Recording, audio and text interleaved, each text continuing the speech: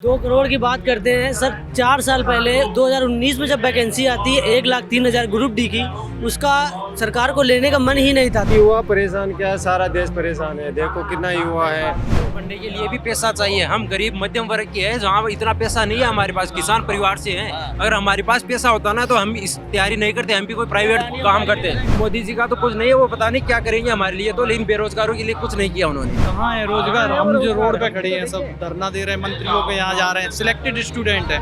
ये है रोजगार, यही रोजगार दिया है उन्होंने बस। जनता की सरकार और गरीबों की सरकार तो अब जब लोग देख रहे होंगे वो समझ जाएंगे कितने जनता की सरकार है और कितने लोगों की सरकार है। नवयुवकों को अपने उसके ऊपर लाशों के ऊपर अपना साम्राज्य खड़ा करना चाहते हैं। ये साम्राज्य कब तक चलेगा? मोदी जी ने किया वो कोई नहीं कर सकता। देख रहे हैं आप स्थिति, इतना युवा किसी में परेशान नहीं था, इतना अच्छा किया, देखो सब रोडों पे आ गए। भारत दुनिया का सबसे युवा देश, लेकिन आज भारत का जो युवा है वो किस हाल में है, किस परेशानी में है, वो उनकी दर्द को, उनकी दास्तां को सुनाएंगे हम और दिखाएंगे किस तरीके से इस देश में सरकारी नौकरी पाना एक सपना सा हो गया है। और जो युवा सरकारी नौकरी का एग्जाम पास कर लेता है, मेडिकल पास कर लेता है, सब कुछ हो जाता है, बस ज्वाइनिंग लेटर हाथ में कुछ देर बस बचा हो, लेना हो और पहले ही कह दिया जाए कि भाई आप ये पोस्ट खत्म हो गया, तो उसके लिए कितना शॉक्ड होगा, उसके परिवार के लिए क्या होगा। ये तमाम जो युवा हमारे पीछे आप देख रहे हैं, ये तमाम वो लोग हैं जो नौकरी का, जो रेलवे का एग्जाम था ग्रुप डी लेवल का, वो पास कर चुके थे और पास करने के बाद इनकी ज्वाइनिंग लेटर आनी बाकी थी, तब इनको कह दिया गया भाई टाटा बाय बाय। कहाँ से आए हैं, क्या नाम है आपका? सर मेरा नाम प्रदीप श्रीवास्तव है, मैं कानपुर से आया हूँ। अच्छा जी, 2019 का ग्रुप डी वैकेंसी के लिए हमने अप्लाई किया था 2019 में। 2022 में एग्जाम होता है, फिजिकल होता है, मेडिकल होता है, डॉक्यूमेंट्स होता है। उसके बाद जब डॉक्यूमेंट्स हो जाता है तो हमारी वैकेंसी B2C1 मेडिकल स्टैंडर्ड की वैकेंसी रिवाइज कर दी जाती है। लगभग 7400 वैकेंसी को कम कर दिया जाता है। तो हम लोग B2C1 वाले कैंडिडेट हैं जिनका पावर का चश्मा है या कलर ब्लाइंडनेस है, वो स्टूडेंट सारे हैं। तो हमारे उस वैकेंसी रिवाइज करने की वजह से हम लोग लगभग 2,500 से 3,000 लड़के ऑल ओवर इंडिया में इससे प्रभावित हुए, जिनको पोस्ट अलॉटमेंट नहीं किया गया है, सारी क्राइटेरिया को क्वालिफाई करने के बावजूद भी। मतलब पहले कह दिया कि भाई ठीक है आप लोग क्वालिफाई हो गए हैं, सब कुछ हो गया है, फिर बाद में कह दिया जब ज्वाइनिंग लेटर बाकी था। जैसे 100 वैकेंसी में 100 कैंडिडेट को बुलाया गया था, यह आश्वासन था कि सभी को नौकरी मिलेगी। क्योंकि हमारा जो पोस्ट था उस पोस्टों पे अपर मेडिकल वालों को दे दिया गया, जो अच्छे मेडिकल स्टैंडर्ड को फॉलो करते हैं, उनको हमारी वैकेंसी दे दी गई, जिसके कारण हम लोगों को पोस्ट अलॉटमेंट नहीं हुआ। और कारण बताते हैं कि हमारे पास पोस्ट खत्म हो गई, जबकि 2019 में वैकेंसी आई थी, 2024-23 आ रहा है, 4 साल हो गया। वैकेंसी बढ़ना चाहिए, ना कि घटना चाहिए किसी भी डिपार्टमेंट में। सरकार तो कहती है भाई कि हर साल 2 करोड़ युवा, मोदी जी कहे थे 2014 में 2 करोड़ रोजगार देंगे।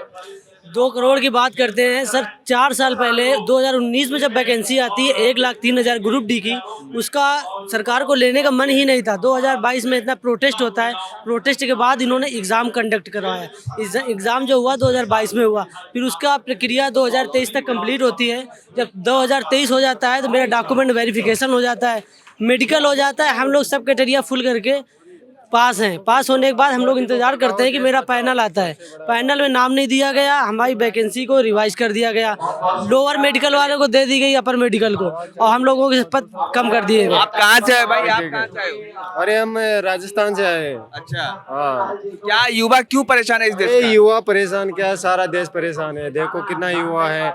हमारा 2019 में वैकेंसी निकला था, 1,03,000 वैकेंसी था, उसमें हमारा लोअर मेडिकल का 20,000 पोस्ट था।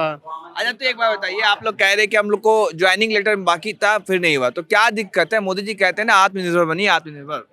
आत्मनिर्भर कैसे? आत्मनिर्भर बनने के लिए भी पैसा चाहिए। हम गरीब मध्यम वर्ग के हैं, जहाँ इतना पैसा नहीं है हमारे पास, किसान परिवार से हैं। अगर हमारे पास पैसा होता ना तो हम इस तैयारी नहीं करते, हम भी कोई प्राइवेट काम करते, अडानी अंबानी की तरह हम भी कुछ करते हैं। लेकिन मोदी जी केवल और केवल पैसों वालों के लिए काम कर रहे हैं। उनका है गरीब आदमी हमेशा गरीब ही रहे और अमीर आदमी हमेशा अमीर बने। तो मोदी जी का तो कुछ नहीं है, वो पता नहीं क्या करेंगे हमारे लिए तो, लेकिन बेरोजगारों के लिए कुछ नहीं किया उन्होंने। वो तो कह रहे थे कि भाई 2 करोड़ रोजगार देंगे हर साल, क्या नहीं दे रहे हैं? पता नहीं किन को दे रहे हैं, हमें तो नहीं दिया, हमने किसी को दिया। हमने तो नहीं देखी उनके रोजगार। आप बताओ कहाँ है रोजगार? हम जो रोड पे खड़े हैं सब धरना दे रहे हैं, मंत्रियों के यहाँ जा रहे हैं, सिलेक्टेड स्टूडेंट है। ये है रोजगार, यही रोजगार दिया है उन्होंने बस। आप देख सकते हैं अभी कल से आए हैं, 20 किलोमीटर पैदल चल चुके। यहाँ का आपके एक एक मंत्री का नाम गिना सकते हैं बीजेपी के, सबके गेट दरवाजों पे गए, दरवाजे तक नहीं खोले इन लोगों ने। कुछ ने झूठ बोला, एक तो मंत्री जी अब क्या बताएं स्टोरी, गंदा पानी पिला दिया उनने। ऐसे हैं यहाँ के लोग। क्या कहा उन्होंने? कुछ बात ही नहीं करते। ये कहते हैं आप आपका अपॉइंटमेंट, अभी आज ही की बात बताता हूँ, रेल मंत्री जी के यहाँ से बात हुई थी तो उन्होंने कहा बैठिएगा अभी आपका अपॉइंटमेंट करवा दें।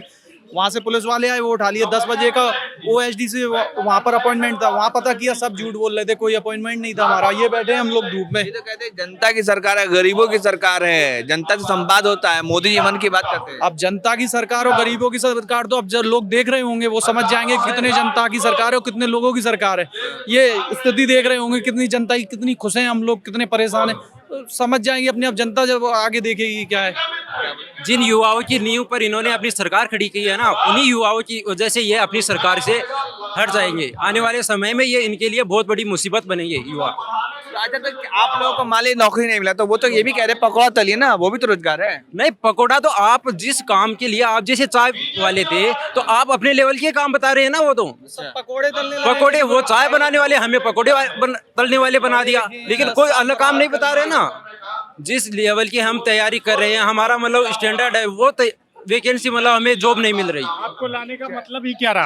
आपको चुनने का फिर मतलब ही क्या रहा? अगर हमको पकौड़ा तलना था, ये तो हम वैसे भी तल लेते, नहीं पढ़ते लिखते तो भी पकौड़ा तल लेते। उसके लिए किसी डिग्री और उसकी जरूरत नहीं पड़ती। अगर पढ़ाई लिखाई करता है तो आत्मनिर्भर बनने के लिए नौकरी पाना ये अपना अधिकार है, ना कि पकौड़ा तलना अधिकार है। जब किसी को रोजगार नहीं मिलेगा, आपने ऐसा सब क्राइटेरिया सेट कर दिया है, मजबूरन नवयुवकों को पकौड़ा तलना ही पड़ेगा।